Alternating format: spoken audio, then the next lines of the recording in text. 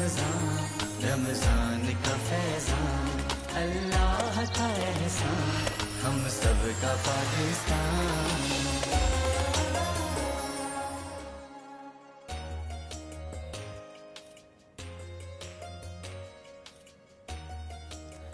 بسم اللہ الرحمن الرحیم. جزا اللہ عنا سیدنا مولانا محمد صلی اللہ تعالی علیہ وآلہ وسلم ما هو اہلو. پاکستان رمضان کے ساتھ نثار علی اجاگر حاضر خدمت ہے. السلام علیکم ورحمۃ اللہ وبرکاتہ.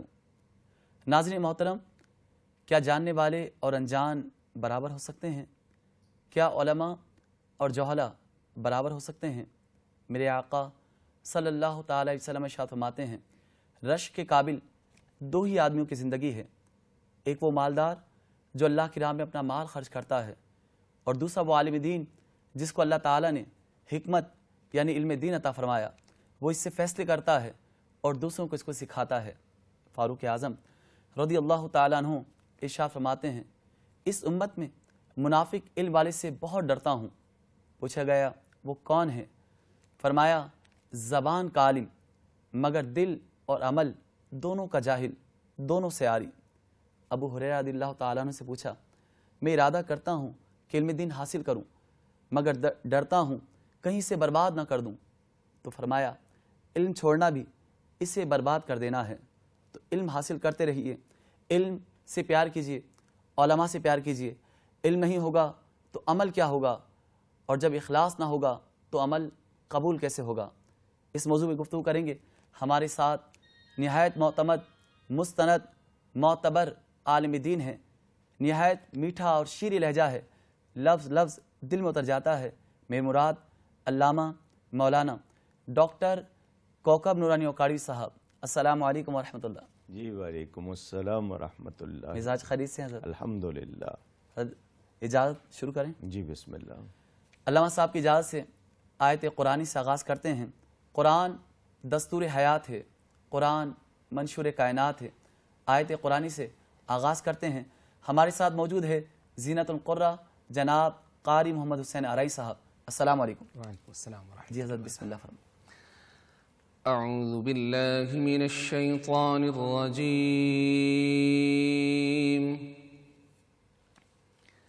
بسم اللہ الرحمن الرحیم.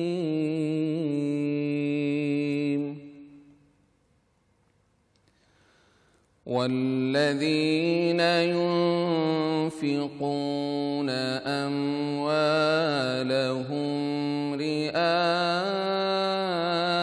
الناس ولا يؤمنون بالله ولا باليوم الآخر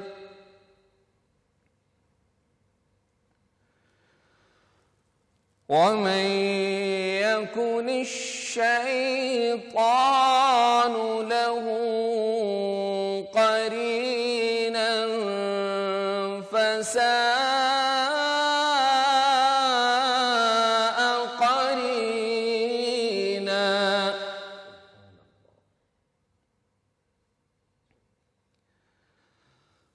وماذا عليهم لو آمنوا بالله واليوم الآخر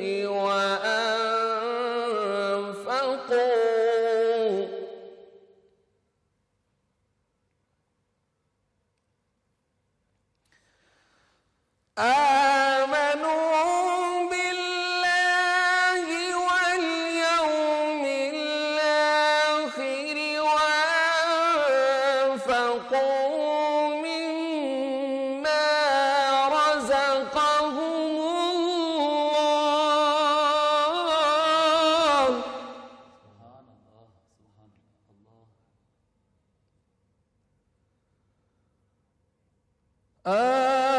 آمنوا بالله واليوم الآخر وأنفقوا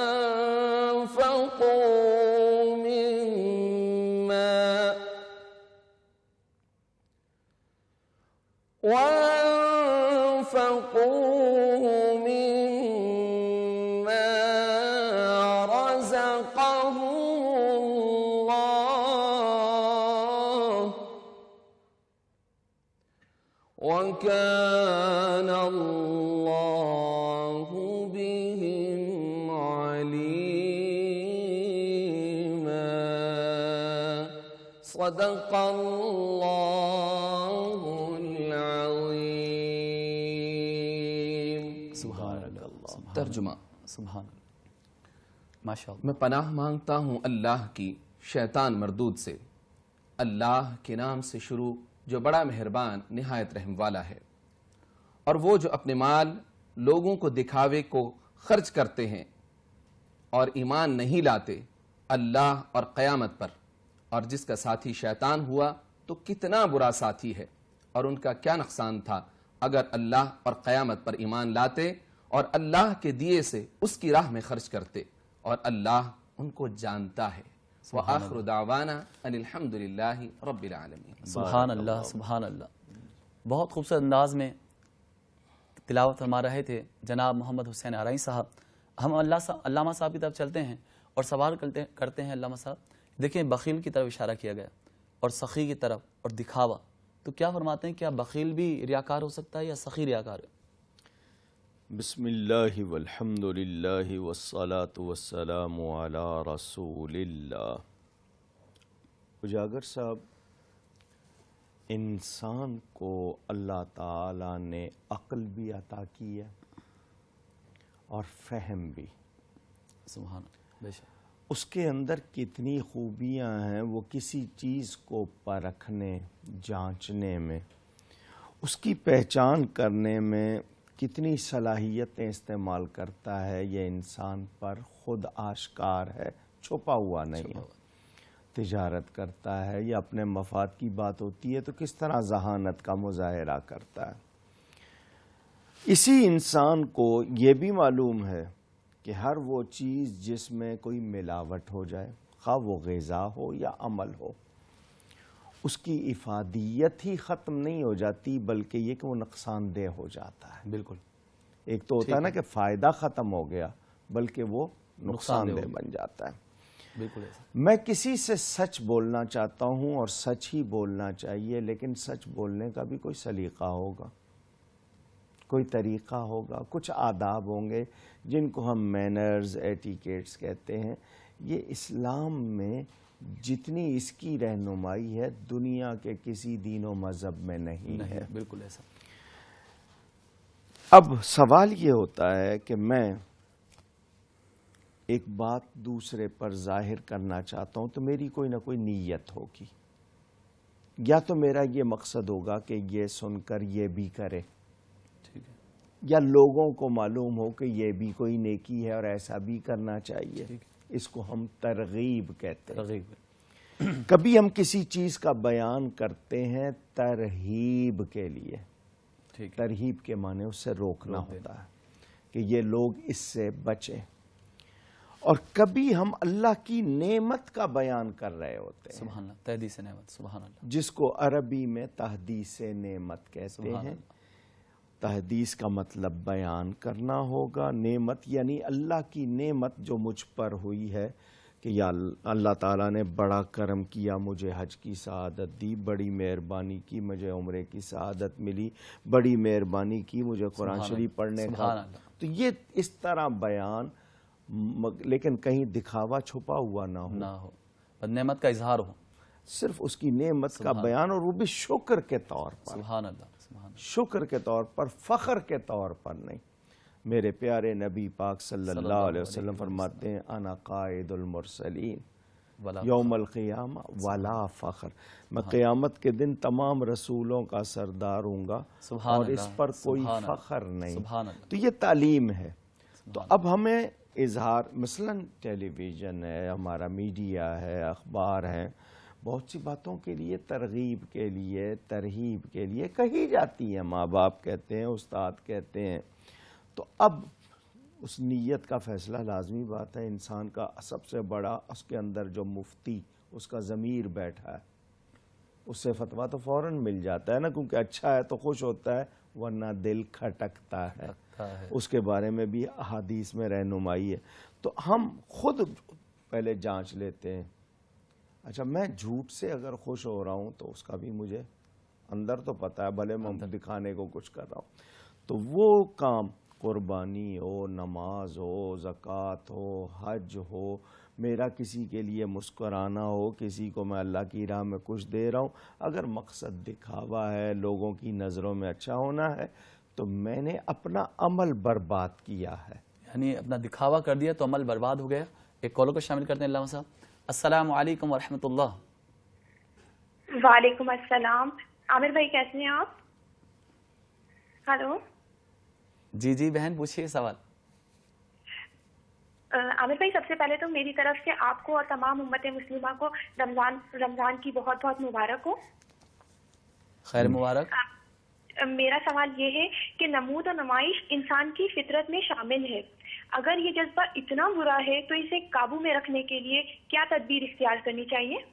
ٹھیک ہے جی علامہ صاحب وہی بات وہی آ رہی ہے نا. نمود و نمائش دونوں لفظ فارسی کے ہیں.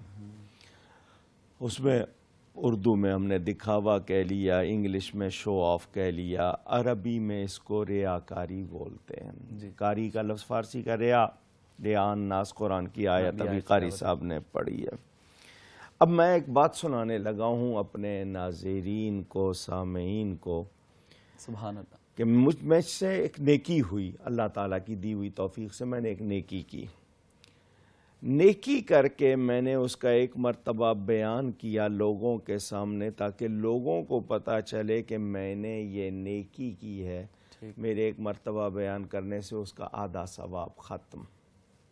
اچھا سر میں نے اس لیے بیان کی کہ لوگوں کو میرے بارے میں ہو کہ میں نے یہ نیکی کی. آپ نیکوکار ظاہر کیا. میں نے دوسری مرتبہ بیان کی، پورا ثواب ختم. اللہ اکبر. میں نے تیسری مرتبہ بیان کی، بجائے نیکی کے گناہ لکھا جاتا ہے. اللہ. اور ہم غافل ہیں. بعض جگہ دکھاوا ضروری ہوتا ہے. مثلا فرض نماز ہے، دکھا کے پڑھنی ہے، دکھا کے مسلمانوں کی اجتماعیت ظاہر ہونی ہے، عید کا اجتماع، جمعے کا اجتماع ہے، رکھا اسی لیے. یہ دکھاوا اس معنی میں نہیں ہے جس معنی میں ہم دنیا کے کام کا لیتے ہیں، لیکن یہ اسلام کی ایک شوکت کا، مسلمانوں کی ایک قوت کا اظہار ہے. وہاں دکھاوا ضروری ہے. آؤ نفل چھپا کے پڑھو، فرض دکھا کے پڑھو. نفل چھپا کے پڑھیں اور فرض دکھا کے پڑھیں، اس پہ گفتگو کریں گے. لیکن کالر کو شامل کرتے ہیں. السلام علیکم ورحمۃ اللہ.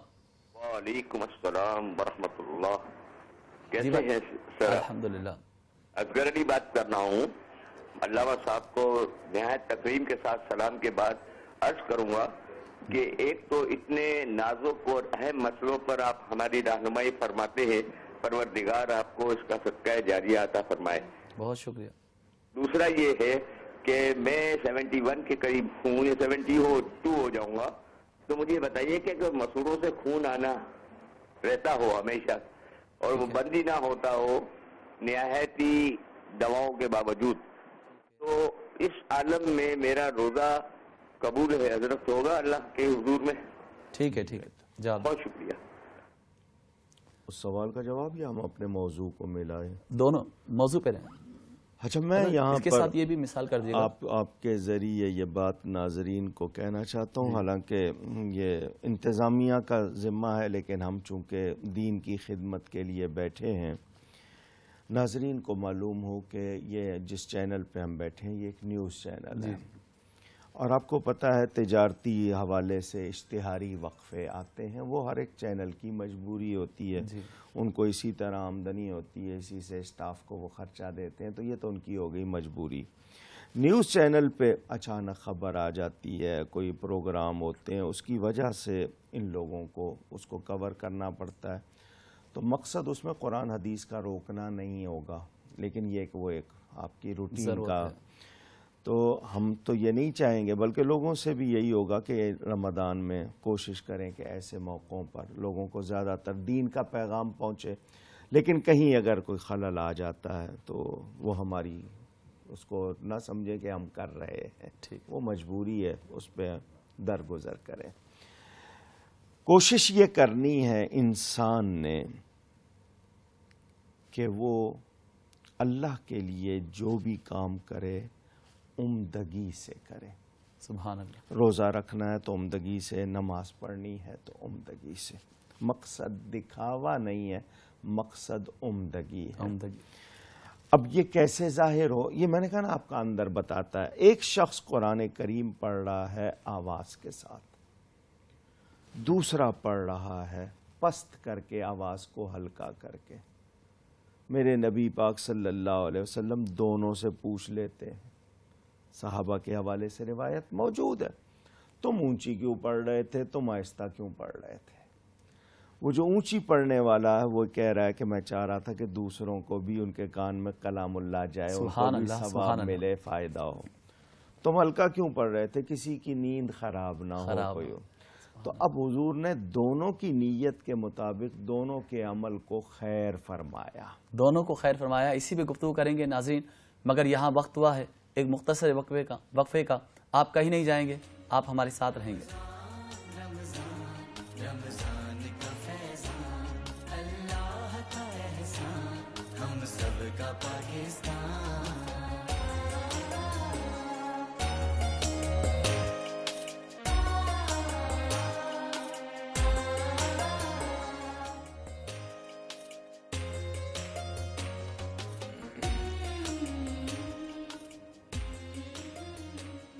محبت رسول ایمان کی جان ہے۔ اگر عشق رسول میں اضافہ کرنا چاہتے ہیں تو خوش الہان نعت خوانوں سے نعت سنی جائے۔ ناظرین کرام، وقت ہوا ہے مدحت سرائی کا، عشق کے رنگ بکھیریں گے۔ میرے ساتھ موجود ہیں بین الاقوامی شہرت یافتہ نعت خواں سید ریحان قادری۔ السلام علیکم۔ وعلیکم السلام ورحمۃ اللہ۔ عشق نبی کا اظہار کریں گے، نعت رسول مقبول پڑھیں گے۔ جی حضرت۔ صلی اللہ علی محمد صلی اللہ علیہ وسلم، صلی اللہ علی محمد صلی اللہ علیہ وسلم۔ وہ جو چاہے چاند کو توڑ دے، انہیں اختیار دیا گیا۔ وہ جو چاہے چاند کو توڑ دے، انہیں اختیار دیا گیا۔ وہ پھر اس کے ٹکڑوں کو جوڑ دے، وہ پھر اس کے ٹکڑوں کو جوڑ دے، انہیں اختیار دیا گیا۔ صلی اللہ علی محمد صلی اللہ علیہ وسلم۔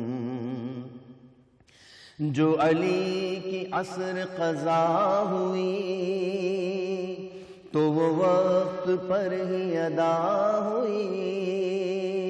جو علی کی عصر قضا ہوئی تو وہ وقت پر ہی ادا ہوئی۔ چھپے آفتاب کو موڑ دے، چھپے آفتاب کو موڑ دے، انہیں اختیار دیا گیا۔ صلی اللہ علی محمد صلی اللہ علیہ وسلم۔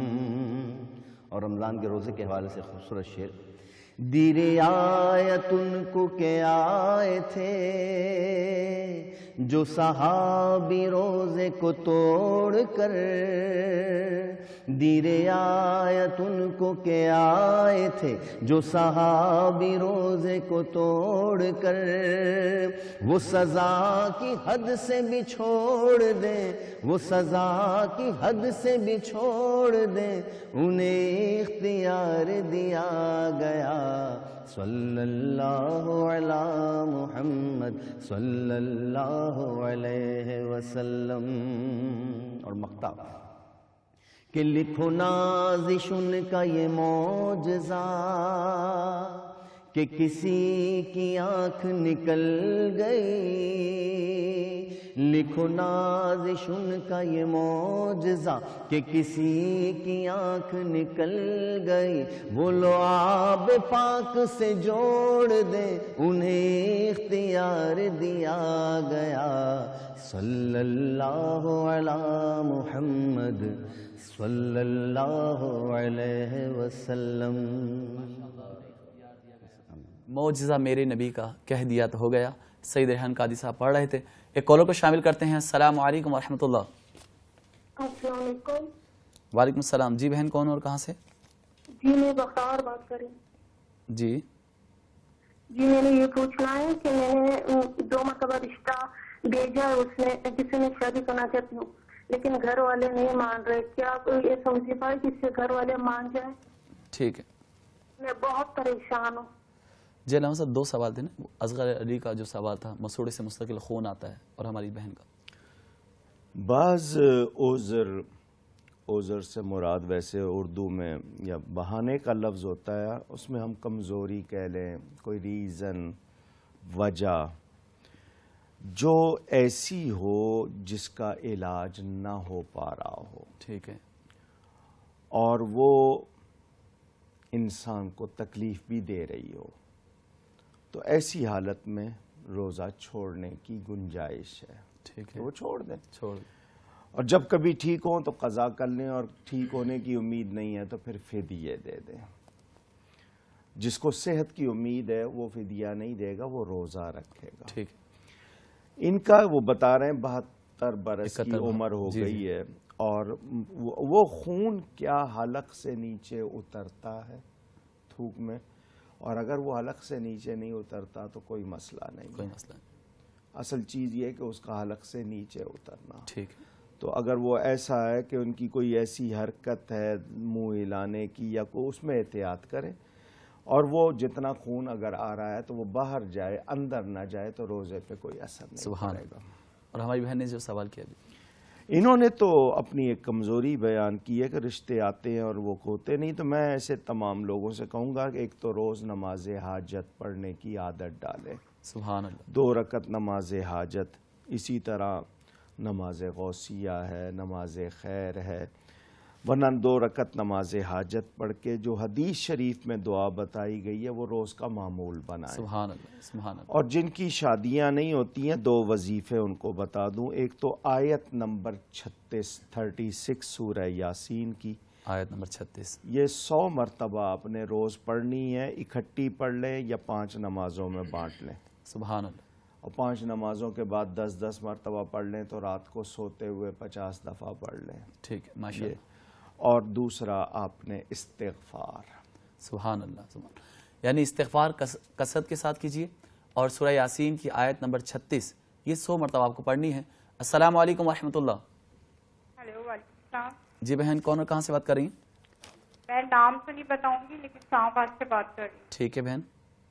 میں مولانا صاحب سے بہت مجبور ہو کر ایک بات کہہ رہی ہوں۔ جی جی پوچھیں۔ شوہر جو ہیں وہ مجھے بہت تنگ کرتے ہیں، بہت بے عزتی کرتے ہیں، جبکہ بہت پڑھے لکھے ہیں، ٹھیک ہے، اور بہت اچھی جاب کرتے ہیں، لیکن وہ میرے ساتھ بہت برا سلوک کرتے ہیں۔ وہ مجھے روزے میں بھی مارتے ہیں، شہری میں بھی مارتے ہیں، اور ہر وقت لڑکیوں سے فون پہ بات کرنا، یہ کرنا، ہر چیز اپنی کرتے ہیں، لیکن مجھے نہ کہیں لے جاتے ہیں، کچھ کرتے ہیں۔ مجھے ایسا کچھ بتائیں کہ وہ نیک ہو جائیں۔ آپ کی شادی کو کتنا عرصہ ہو گیا؟ آدھی اور گزر جائے۔ علامہ صاحب کچھ کہیں گے؟ یہ معاشرے میں درد جگہ جگہ بکھرے ہیں۔ جی کمزوریاں ہیں، کچھ ماں باپ کی تربیت، کچھ ٹیلی ویژن کے ڈرامے، کچھ فلمیں، اور کچھ یہ ہمارے مخرب اخلاق چیزیں جو ارد گرد ہیں، انہوں نے ماحول بگاڑ دیا ہے۔ ایک مسلمان جو نبی پاک صلی اللہ علیہ وآلہ وسلم کا کلمہ پڑھنے والا سنتوں کو دیکھے تو میرے نبی پاک صلی اللہ علیہ وسلم نے حسن سلوک سکھایا ہے، سبحان اللہ، اور حجۃ الوداع کے خطبے میں بھی خاص طور پر تاکید کی ہے خواتین سے حسن سلوک کی۔ تو وہ پڑھا لکھا کائے کا ہوا جو ایسی حرکت کر رہا ہے؟ اور پھر یہ کہ وہ کیا سمجھتا ہے یہ 2 دن اگر وہ اس طرح کر لے گا تو اس کو کوئی کمال مل جائے گا، کوئی خوبی مل جائے گی، کوئی اس کو تمغے مل جائیں گے. لفظ تغمہ ہوتا ہے لیکن رائج تمغہ ہے تو اس لیے تغمہ کہوں گا, لوگ پسند نہیں کریں گے. تاہم تو کوئی ایوارڈ مل جائیں گے یا کوئی اس کی دنیا میں شہرت ہو جائے گی, ایسی کوئی بات نہیں, بلکہ اس کی دنیا بھی خراب, قبر بھی خراب, آخرت بھی خراب, کیونکہ احادیث موجود ہیں. اور پھر بلا وجہ یا تو عورت میں ایسی کوئی کمزوری ہے کہ وہ بہت زیادہ برائی ہے اس میں, تو اس کی بھی سرزنش کے طریقے ہیں, لیکن مارنا اور زیادتی کرنا جیسا کہ وہ بتا رہی ہیں اگر ایسا ہے تو غلط ہے. اللہ صاحب کا جملہ ہے نا, وہ مرد کیا ہے کہ جو اپنی عورت کو مارے, مرد ہے تو میں نے کہا تھا مردانگی نہیں ہے یہ, بہت یہ میرا یہ مردانگی نہیں ہے کہ عورت پر آپ نے ہاتھ اٹھایا ہے. اگر آپ مردانگی دکھانا چاہتے ہیں تو ذرا کسی مرد کے سامنے ہوں, مرد کے سامنے, تو آپ کو پتا چلے. دیکھیے عورت پر ہاتھ اٹھا کے اس کو مار کے یہ کوئی مردانگی والی بات, یہ کوئی مردانگی والی بات نہیں. ایک کالر کو شامل کرتے ہیں. السلام علیکم ورحمۃ اللہ. السلام علیکم. وعلیکم السلام. جی بھائی کون اور کہاں سے بات کریں؟ میں محمود الدین بات کر رہا ہوں لاہور سے. جی جی. میرا یہ سوال ہے مولانا صاحب سے کہ میری ماں باپ جو ہیں وہ فوت ہو چکے ہیں, تو میں ان کے نام کے روزے رکھ سکتا ہوں؟ ٹھیک ہے. اچھا اپنے روزے کب رکھیں گے آپ؟ اپنے روزے کب رکھیں گے, ان کے رکھیں گے تو آپ؟